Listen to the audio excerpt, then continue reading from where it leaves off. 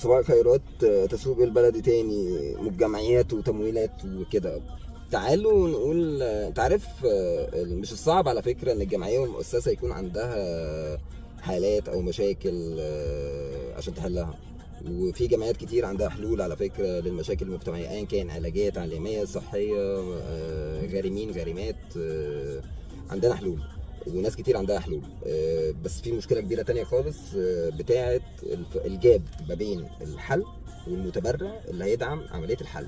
عندك متبرع دائم، وعندك متبرع مش دائم، وعندك متبرع ذو ثقه، وعندك متبرع اصلا بيجي عشان البي ار بتاعتك انت اصلا. طب تعالى نشوفها من ناحيه تانية خالص، براكتيكال وايز وعمليا. انت كجمعيه او مؤسسه وشفت جمعيه تانية او مؤسسه تانية عامله بوست اعلاني او ترويجي، بتلاقي في ناس عندها تفاعلات كبيره جدا وناس لا. ليه ده؟ لان التاني عمل استراتيجيه تسويقيه، خلق قيمه للخدمه اللي هو بيعملها، انت ما خلقتش قيمه للي انت بتعملها. بنشوف ميزانيات ضخمه جدا في رمضان، في السيزون بتاع دعوه المجتمع ان هو يتبرع، بيفرق معاك حد وحد تاني لا خالص.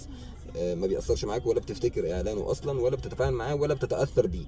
يبقى هو ما حققش المثلث الذهبي بتاع عمليه التاثر الذهني اللي انت عايزه، لان هو المفروض يديك تراست ويديك بعد كده رساله ترويجيه. بعد الرساله الترويجيه يبقى في تفاعل منك انت في الامباكت، سواء بتقول للناس ان انت تفاعلت، او بتنصح الناس انها تتفاعل، او بتكنسليشن الموضوع اصلا مش هتفاعل لان مفيش تراست في الموضوع، او الفاليو مش القيمه. ما عرفش يعرض عليك الحل كويس، الرساله الاعلانيه مش واصله كويس، في منافسه مع حد ذو ثقه اعلى منك. دي مشكله كبيره. طب عشان نعمل ده، تعالوا نسأل بعض أسئلة تانية خالص كمؤسسات وجمعيات عشان عملية التسويق المجتمعي يتعمل.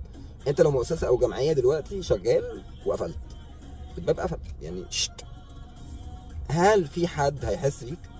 يعني هل في متأثرين وناس محتاجة للموضوع بتاعك هتحس ان انت مش موجود؟ هل في حد من المتبرعين عندك او من الناس اللي بتتابعك هيركز انت قفلت ولا لا؟ هل في حد من مجلس امنا عندك او مجلس اعضاء او لجان هيحاول يساعدك ان انت تقوم تاني او تفتح تاني كمجلس اعضاء اصلا بفكرة معينة؟ ده مهم جدا يتعمل كشجاعه. هل لو متبرع جه بيقول لك انا اتبرعت لك مثلا ب 100 جنيه، ينفع تقول لي راح فين التبرع؟ فانت طبيعي تقول له التبرع راح فين. ولكن مش هينفع تقول له راح جزء منه ايجار، وراح جزء منه مرتبات، وراح جزء منه كهرباء عشان اقدر اقدم الخدمه. ما عندكش الشجاعه ان انت تقول ده، ولو عندك الشجاعه تقول ده هتفقد المتبرع لان هو ما عندوش ثقافه ده. انت قلت لي هتبرع مثلا لتعليم، ما عندوش مشاكل ان انت تدي الولد اي حاجه في المربع بتاع التعليم. لكن لما تيجي تقول له اصل انا دفعت مثلا من من التبرع مثلا الايجار بتاع المكان التعليم، مش هيوافق معاك وهتفقد الثقه في دي. دي حاجه مهمه، لازم تغير سياسه الترويج بتاع